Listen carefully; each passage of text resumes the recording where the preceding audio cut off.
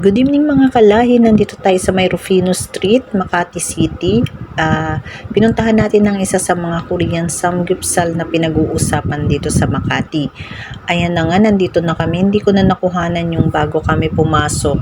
Ayan, set up na lahat kasi guys, hindi kami forma kanina para mag-video papasok kasi nakapila kami sa labas para lamang sa table. So, nagpa-reserve kami ng 3 kaya lang punong-puno kaya ayun, nag-intay pa kami sa labas. Ayan na nga guys, maiba tayo. Ayan, nag-unli kami. Ang unli kasi dito guys, kung meron ka ng beef, pork, and yun, mga seafoods. May seafoods rin tayo. Bali, 599 yung pork and beef natin. Then, kapag magpapa-additional tayo ng seafoods, meron tayong plus 150 additional. So, unli na to lahat, guys. Ayan, malalaki yung hipon nila in fairness. Hindi nila tinipid. And, isa sa mga napansin ko sa kanila, yung mga staff nila, guys, napaka-supportive, napakasipag. Napaka-helpful nila. Ayan, ma-assist masyado.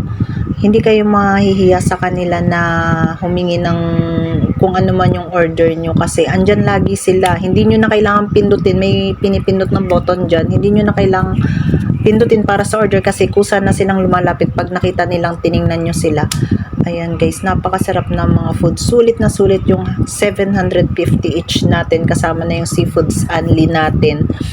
Ayan, nakita nyo naman, napakasarap, sulit guys. Kaya kung malapit lang kayo sa Makati City at naghahanap kayo ng mga kainan, fast food or katulad nitong samgyeopsal, ayan, recommended, highly recommended ang samgyeopsal Korean unlimited barbecue nila dito sa may Rufino Street, Makati.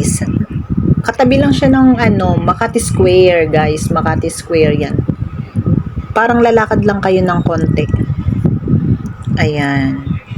Ayan guys, hanggang doon na lang. Thank you so much. Focus muna ako sa food, mga mahal kong kalahi. Thank you sa mga subscribers.